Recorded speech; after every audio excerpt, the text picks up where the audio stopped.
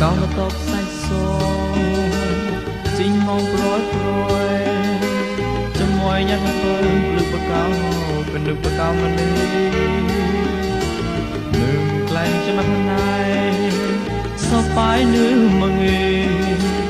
chỉ nhát mà gây cho đừng hâm mộ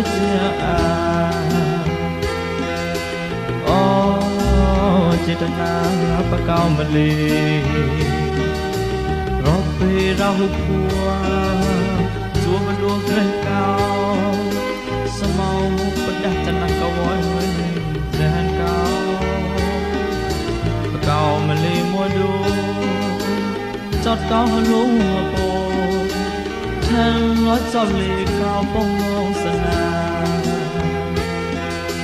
biết ta bậc cao mà đi là món ra lì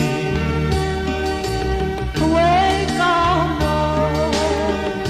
tâm mong đi mò có mà lì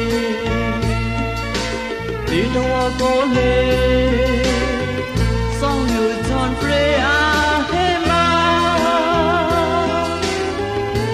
chàng luôn và cao mà lì cao với mỗi tuổi để có im mong xa xa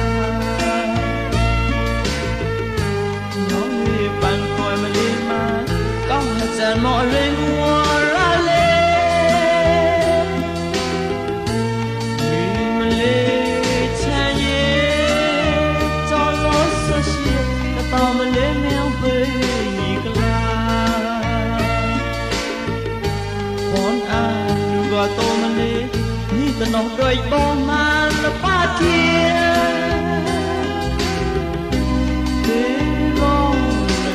only chẳng what I do but cao mà lên